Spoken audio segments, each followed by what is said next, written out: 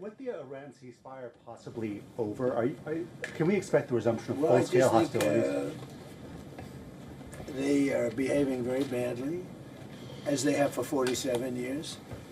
And, you know, we hit them hard last night after they launched a couple of, you don't have to know about this, you got stuff on your mind, but they launched a couple of drones and one rocket, one missile, and at ships, because they were in the strait, which they have every right to be.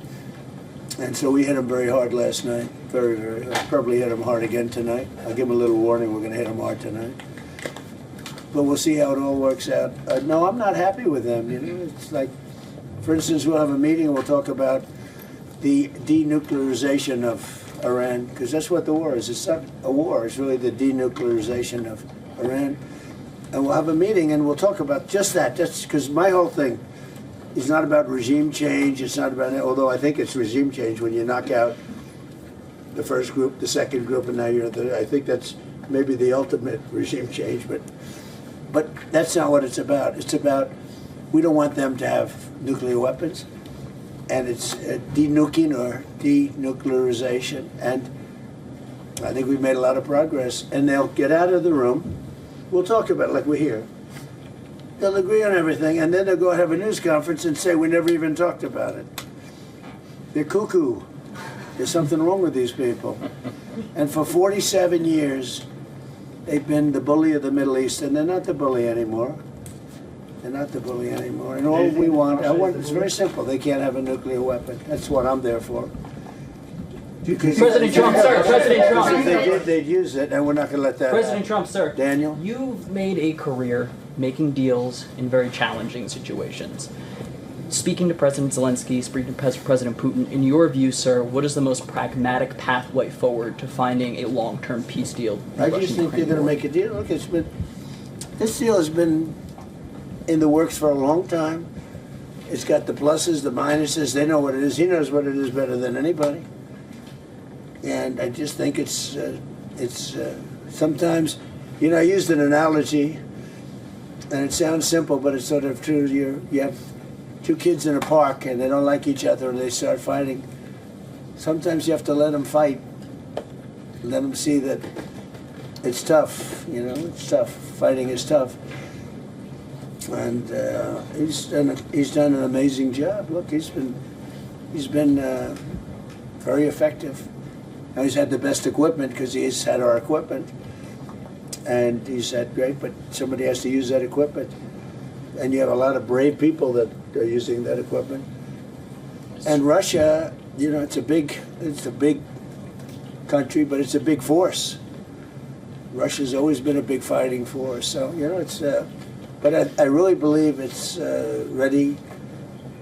It's very interesting because you'd almost say it's worse than ever, and maybe it isn't. Sometimes with war, and you study war, and I've studied it so long, for years, long before I did this, sometimes it's when it gets the worst. And I don't know that it's the worst right now. It's consistently bad. They lost 25,000 people were lost, kids, young people, last month. And we had a month, 35 2 months ago. And I would say more Russians. And but it's just, they're people. They're people. And there's actually very little difference between the people. I mean, you know, it's like the Russians and Ukrainian people. And they can get along, but it's a nasty war. Thousands and thousands, mostly soldiers, are being killed. The battlefields, I see pictures and it's horrible. He thinks it's horrible. We all think it's horrible. And the president wants to get it done, and I believe that President Putin wants to get it done, and that should be a good combination. Thank you. Mr. President, what is your assessment on Ukraine's strike on Russian oil refineries and military factories? Where are you from? Ukraine. Phrase the question differently, please. Ukraine delivered strikes on Russian military factories and on oil refineries, and they ran out of gas. Marco, why don't you answer that, because Well, you're right in the middle of it. Yeah, no, I think what you're discussing is the ability of Ukraine to reach deep inside of Russia and conduct strikes. I think that's one of the dynamics that's changed in this war over the last few months, and that is that Russians are finding it more difficult to defend their own airspace. And what we hope that means is that it's going to create the space now to negotiate the end of this war. It's an escalation, but it's also an escalation that can help lead to an end. And, Mr. President, what makes you think that Mr. Putin might be seeking for the settlement? so where are you from? Radio Free Europe's Ukrainian service. I'm from Ukraine. Okay, good. Because I talked to him. I talked to him. I talked to President Zelensky, and I think that's all I've done. My whole life I made deals. That's, I guess, becoming president was making a deal, right? It was like a lot of little individual things. In the end, it's making a deal. And that's what I do, and I do it well, and I know when people want to make a deal. I think he wants to make a deal. And I do feel that President Zelensky would like to get back to rebuilding his country as opposed to, having all of this death and destruction. Ukraine has tremendous potential. He understands that. We talk about that. He talks about that more than he talks about the war. To me, I think you might find that more exciting than the war. It's brutal. The other's the beauty of it, I think he'll build a great country. I think he's going to build it. We have a little stake in that country, because we have some land in that country, but we have minerals. It's among the wealthiest, it's among the best land anywhere in the world for rare earth. And we have some, Russia is bombing my we have city some rare account. earth. I look forward to taking advantage of it at the right time. Mr. President, Europe to make Patriot missiles in Europe. He's one of my favorite soldiers. I see him. He's central casting. Right? You doing okay? Yes, We see him at meetings. He's good. He's done a great job. Great job. trying to do our best. Yeah. Great hero, actually. Mr. President, will you allow Europe to make Patriot interceptors in Europe? Are you comfortable with licensing that technology? About what? No. Patriot interceptors to be made in Europe. And you're talking with respect to Ukraine. Well, we're going to talk about that. Look, it's a defensive weapon, which I like, better than an offensive weapon. It's the best. So I was saying we have an aircraft carrier, which is one of the most beautiful in the world. It's one of the biggest, the Abraham Lincoln. And 2 months ago, we had 100, I told this story yesterday, we had 111 missiles shot by the Islamic Republic of Japan. They were shot at the aircraft carrier over a period of about 1 hour. 111 missiles going to a very expensive ship, and every one of those missiles was knocked down. Pretty much most by Patriots, but by other means also, as you know. Yeah. Other less expensive means. It's even better when you do that. But out of the 111 missiles, every one of them was shot down. It didn't hit the ship, and bad things happen, right, when that happens. So think of that, over a period of 1 hour, these missiles are coming at you, and every one of them shot down. So I think one of the things we're going to be talking about is, as you know, the companies, we have great power over the companies. Those companies that make the Patriot and make all of the great stuff, the Tomahawks, all of the great stuff. We have the best stuff. Many things. The Patriot's great, but we have many, many great things. You see that with Venezuela. You see it with Iran. Look, Iran has been wiped out. Iran, their Navy's gone, their Air Force is gone, everything's gone. But one of the things I think we're going to be talking about today, a little birdie told me this, about the fact that we'll give them the right to make Patriots. We'll show them how to do it. It's very complex, actually, but it's you'll figure out the complexity quickly. And we're talking about that, and the company that makes them, which is building now 4 plants, all of our companies, will be able to do this in 2 to 3 months. If you order a Patriot, now you have to wait a long time for them. Same thing with Tomahawks. We have a lot of certain equipment, but with they call it the elite equipment, and you don't need elite equipment necessarily for a war. But so one of the things we're going to be talking about is we're going to give a license to you to make Patriots. That's pretty cool, right? This way you can't complain that we're not giving them enough. I say make them yourself. We haven't informed the company of that yet, but that'll That'll work out all right. You know, I'm sure they'll be thrilled. But you know, they'll be able to do it. You'll be able to figure that out. Most countries couldn't do that. Yeah. If I said that to most countries, they wouldn't know what I'm talking about. But this is a very ingenious group. And what I like about that, it's a defensive situation as opposed to an offensive. But I think one of the things you might want to be talking about is that.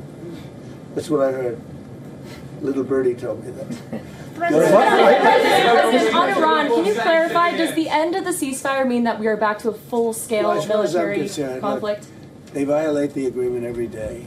They lie, they cheat, they kill people. They've been killing people for 47 years. They knocked out the SS Cole.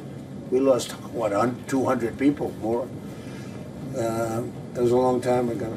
For 47 years, no president did anything about that. Well, Obama actually gave them vast amounts of money. You'd like this. He gave them a plane load of money, $1.7 billion in green cash. They loaded up a Boeing 757. Remember the old 750? It was a beautiful plane loaded up with cash. They took all the seats out, and they took all of the cash for Virginia, Maryland, and D.C. banks. They had no money. They took every ounce of cash, put it in, flew it to Iran, and gave them the money. I wonder what these guys thought of when the door opened and cash fell out of this big plane, beautiful plane. And then on top of that, they gave them billions and billions of dollars. And by the way, they gave it to the wrong country, frankly. You want to know the truth. And it began. That was pretty much the Obama deal. That was one of the worst tragedies that happened. That's what happened in the Middle East. That deal set back that whole situation. They went with, frankly, they picked the wrong country. They picked the wrong country. POC. What a terrible deal. I call it the Obama nuclear waste deal, because what he did with that deal is he caused tremendous hardship in the Middle East. It was a terrible, terrible thing to do. And we've been just the opposite. Our deal is a wall to a nuclear weapon. His deal was a road to a nuclear weapon. They'll never build a nuclear weapon under our deal, but I don't know if we're gonna have a deal. We may just do it without a deal, because you know what, it's easier. Because these people, they lie and they cheat, and you have an agreement, and they'll go outside. For instance, they agreed, well, we'll never have a nuclear weapon. They agreed. Then they go outside, they have a news conference, where they leak that we never discussed the subject. Now, who would believe we never discussed the subject? Because for me, that's 99.9% of what we're doing. It's denuclearization of Iran, okay? So, when you ask, our guys can continue. You know, Steve is great, and Jared, and all the guys. They know him very well. Yeah, actually, they're working on your stuff, too. I wonder which. I picked two beauties. You know what? We settled 8 wars. I got a couple of beauties here. But Steve's great, and Jared's great. You know, they're the right guys. And we'll see what happens. But I will say this. Iran, they've misbehaved for 47 years. They've killed our soldiers, they've killed our people, and they've killed a lot of people all over the Middle East and elsewhere. And the roadside bomb was their preferred, the preferred weapon was by Soleimani, the roadside bomb, where it would explode under a truck. We actually built trucks with floors, steel this thick. And then all they did was they made bigger bombs. And we have young guys around, not walking around because they have no legs, but their legs were blown off, their arms were blown off, their face was blown off, and they live because of modern medicine. You can do anything, but they're living like in hell. Their whole life changed because of Iran. And that was 96% of the people that used that, they were made in Iran. And so we have a score to settle too. Mr. President, you say that President Putin is ready to finish this war. What if he doesn't? Are you ready to put pressure on Russia? Are you ready to put more sanctions? We have a lot of pressure on President Putin. you know, I don't think he likes what's going on. I don't think he's thrilled with what's happening. There's a lot of pressure on President Putin to get it done. I think there's pressure on everybody to get that one done. A lot of pressure. What's your security guarantee for Ukraine? The guarantee? Yeah, security guarantee for the Ukraine. security guarantee you're talking about? I mean, not that we want to do it. We'll do it to save lives. Look, Ukraine's very far away. We have an ocean separating us. What I'm doing is I'm trying to save lives. A lot of lives are being lost. I also think that it's a country with great potential. I think if this kind of brain power can go toward rebuilding the country instead of fighting a war, I think that country is going to do fantastically well. And likewise, Russia, you know, look, they're devoting a lot of energy. Do you have a question for President Putin, please? Пане президенте, чи можете ви сказати, Do you have a question for President Putin? Yes. Not Zelensky. Yeah, what would you like to ask him? Because I'm going to ask him that question. I have a question. Last year you called Russia a paper tiger, referring that they're not doing that Who great. did I call? I'm from Telegraph UA, Ukrainian media. No, give us a question, not for Zelensky. Give us a question for Putin. Why is he attacking Yeah. Ukraine Because I'm cities speaking if he to him wants today. peace? Yeah. Putin, Why is he Give me a attacking good, hard Ukraine question. cities if he wants peace? when will he end this war? That's the a good question. I don't think I've ever asked him that question. I'm going to ask him Please that do. question. Пане президенте, Mr. President, what's the status of a drone deal between the U.S. Say and it. Ukraine? What's the status By the of way, a drone? I will tell you, though, he's going to tell you that he wants it ended as soon as he can end it. He wants it ended. He wants to end it soon. And I ask him, and we talk. I talk to him a lot. I talk to him a little bit less, but the relationship is very good. But I talk to President Putin a lot. He wants to end the war. What's the status A lot of people don't believe that. Doesn't he What's want the all status the of a drone deal between Ukraine? What are President Putin's conditions for ending the war? Do you know what? Well, they were certain conditions that were a little bit different. I think they're changing. I think they're probably getting a little bit better toward some of the things that you'd like. It's been tougher in Russia. It's been a lot tougher than it was supposed to be. I mean, in all fairness, this was supposed to be this is a war that would have never happened if I were president. Would have never happened. You'd have a full country, you know, I mean, just a shame that it happened. But no, this is something that I think Zelensky wants to do and Putin wants to do. They want to get it done. Ask the president that question. Ask him. Пане президенте, ви знаєте, на яких зараз умовах Володимир Путін готовий завершувати війну в Україні? Чи ж вони змінилися? Go ahead. No, I don't know what I don't know what conditions Putin now wants for this peace.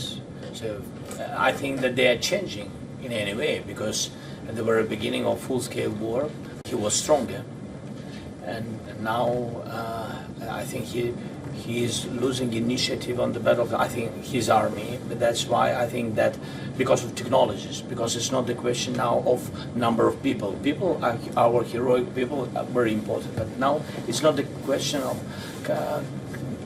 of only number of people. First of all, people and technologies. People with technologies. Now I think that we have better steps, technological steps further than Russia, maybe quicker.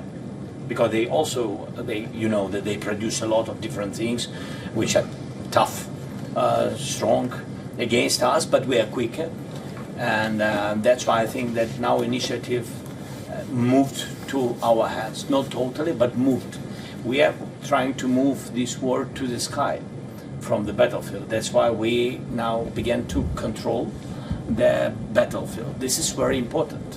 It's difficult when you have less people to move them back, but we found another way how to do it, to cut their logistic for their army.